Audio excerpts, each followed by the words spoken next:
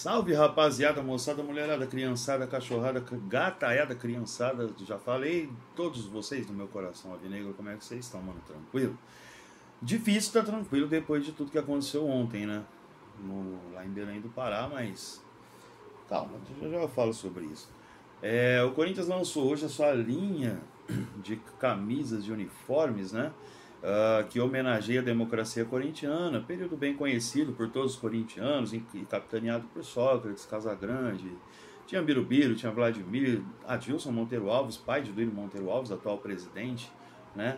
Eu ainda não tenho uniforme, lançou hoje, né? Mas o Dr. Sócrates está aqui comigo, é um período que eu respeito muito e que eu acho que quem tá lá no Corinthians deveria respeitar da mesma forma. Legal fazer uniforme, eu acho bacana, né? Mas tinha que ser um pouco mais democrático, penso eu, né? Em alguns setores, né? Mas enfim, não vou me alongar muito não. Só o que eu penso a respeito aí do assunto, certo?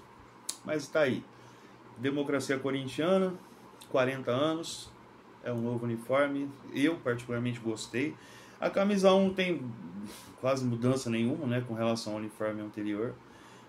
O símbolo sai do dourado, volta para as cores originais e a Nike também ganha um contorno em vermelho, né? E atrás tem a tagzinha da democracia corintiana. E a camisa número 2 volta a ter as listras, né? As listras em vertical voltam para o uniforme. Eu que gosto muito desse uniforme, diga-se de passagem, a camisa número 2 corintiana é muito linda com essas listras. Também tem a tagzinha. E a camisa 3 ainda não foi lançada, mas né, já rolou spoiler, já rolou imagem aí que ela vai ser amarela. E o motivo pelo qual a camisa vai ser amarela é uma camisa que o Dr. Sócrates estava no famoso discurso das diretas já e tal, que é amarela. Enfim, acharam esse subterfúgio aí para justificar a camisa amarela, né? Mas enfim, tá lançado aí, rapaziada. Dá uma olhada aí. Eu particularmente repito, gostei, tá? Bom, sabemos, né? O Corinthians jogou ontem contra o Remo e a coisa não foi nada legal. E além de não ter ficado nada legal, ainda tiveram algumas coisas a se lamentar. E eu vou começar a falar por elas agora. Primeira coisa, mais uma vez, houve agressão por meio da internet para familiares de atletas. E dessa vez a atingida foi a Liara, esposa do volante Maicon, né?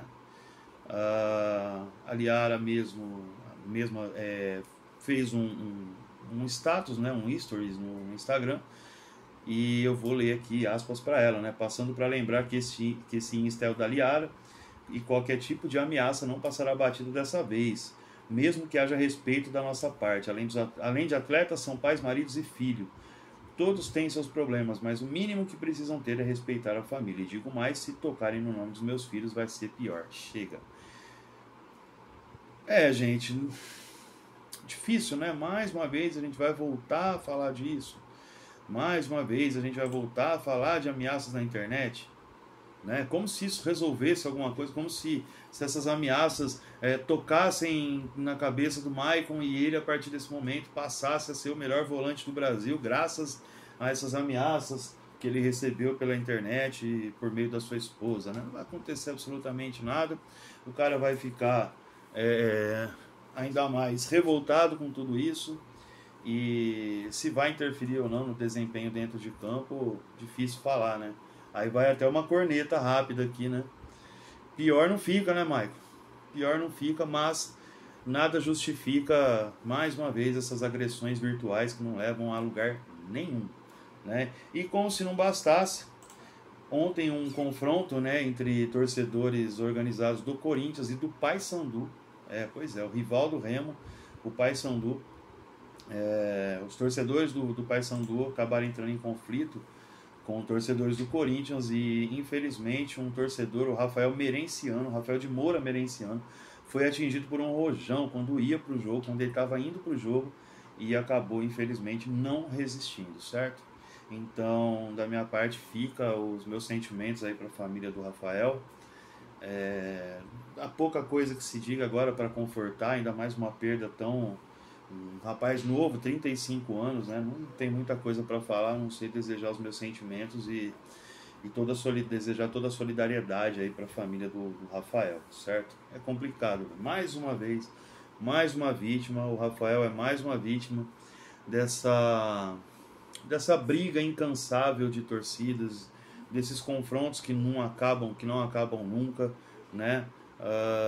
É muito, muito, muito complicado, tá? Então, que Deus o ilumine a família do Rafael e que ele seja bem recebido em um bom lugar aí.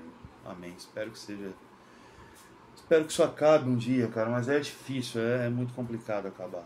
É difícil, cara. Não vai. Bom, então chegamos ao jogo, né? Corinthians 0, Remo 2, Corinthians 0, já que o jogo foi no Mangueirão, mando do Remo. E olha, é preciso fazer muito esforço para você perder um jogo para uma equipe menos qualificada que você, mas a impressão que dava é que o Remo ganhou o jogo com tanta facilidade, sem sofrer, sabe? E ontem na live de pós-jogo aqui do Fala Muito Fiel, a gente trouxe números, né? Estatísticas da partida, quantas finalizações do Remo, quantas do Corinthians. O Corinthians não incomodou o gol da equipe paraense, né? E o Remo fez 2, podia ter feito 3, podia ter feito 4. Teve bola na trave, teve defesa do Cássio, teve contra-ataque que o Fagner parou e era praticamente o último defensor ali, acabou recebendo cartão amarelo. O último homem não é regra, tá, galera? Então ele tinha que ter recebido o amarelo mesmo, não era uma situação clara de gol, mas enfim, se o jogador passasse pelo Fagner, ficaria numa ótima condição. Teve uma outra que o Du, antes desse lance ainda, o Du errou um passe, deu um presente lá pro jogador do Remo, ele puxou contra-ataque, poderia ter feito o terceiro gol ali. Enfim, o Corinthians escapou, a verdade é essa, de uma eliminação iminente, de uma iminente eliminação lá no Pará, já no jogo de ida, né? O 2-0 deixa, claro, o confronto reversível na Neoquímica Arena, e a gente viu isso no ano passado.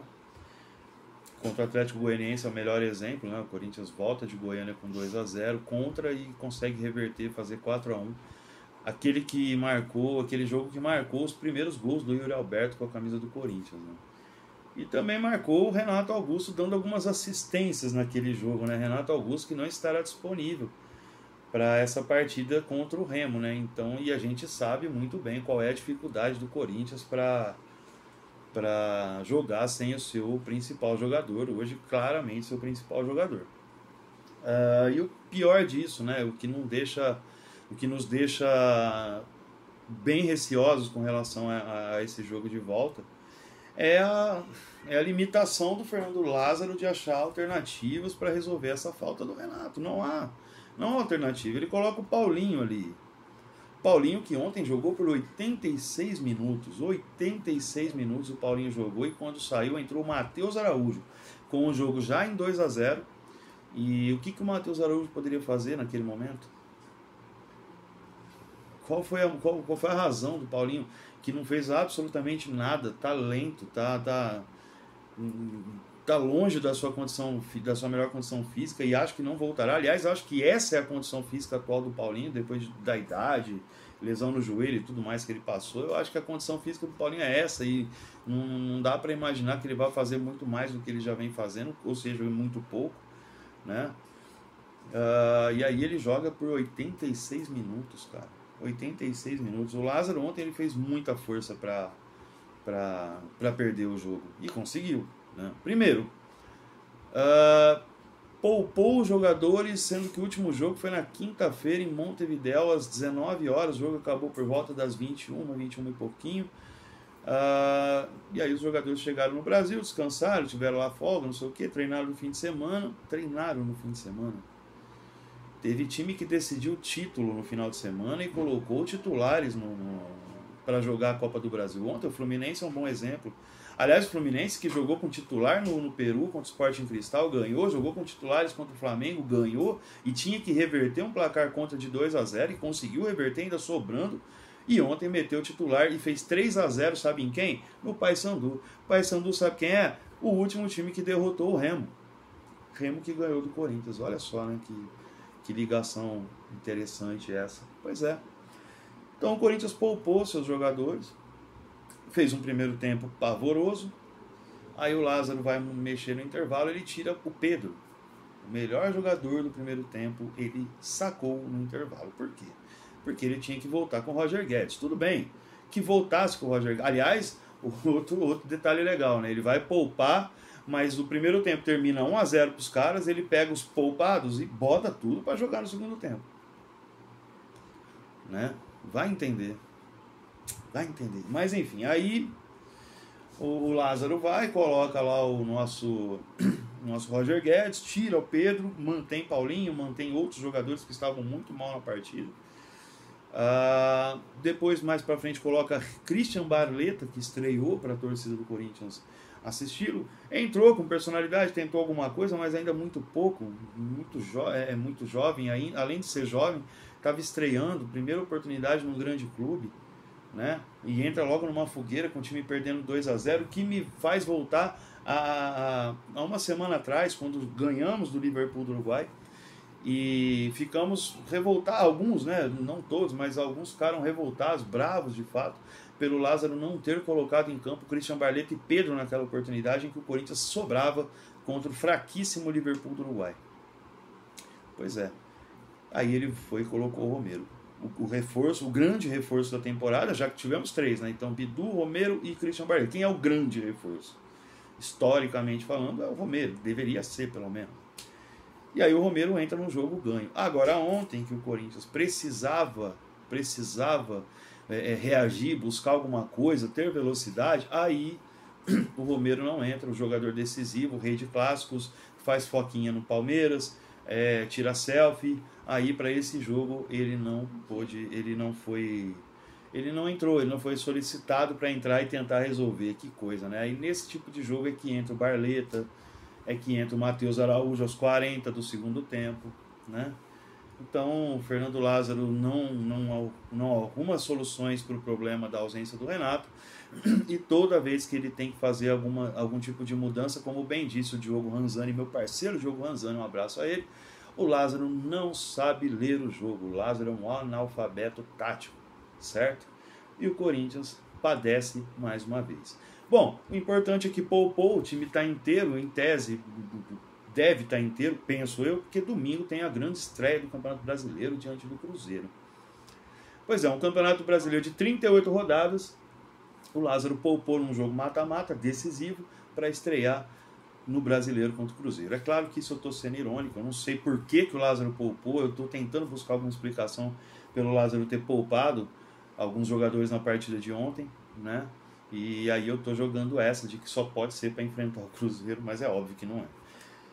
Até o jogo da volta, o Corinthians tem o Cruzeiro, como eu já bem disse, acabei de falar. Depois tem o Argentinos Júniors em casa, segunda rodada da Copa Libertadores. Depois vai jogar contra o Goiás em Goiânia, no estádio da Serrinha. Aí sim pega o Remo, tendo que reverter o resultado. E depois, no fim de semana seguinte, seja lá qual for o resultado, o Corinthians vai ter que encarar o seu arquirrival Palmeiras no Allianz Parque. A caminhada do Lázaro não tá nada fácil. E a paciência da galera tá esgotando. Tá? Vamos ver o que acontece, mas tá difícil achar um horizonte aí para esse time do Corinthians. Tá difícil. E nada é dito, nada se fala, apenas declarações vagas. Vamos buscar, vamos melhorar, vamos isso, vamos aquilo. Tudo muito protocolar, né? E na prática mesmo a gente está vendo muito pouca coisa. É isso que eu tinha para falar. Tamo junto, não deixe de se inscrever aqui no canal, acionar a notificação, aperta no joinha aí, compartilha se for possível a live e a gente volta numa próxima oportunidade. Valeu? Tamo junto.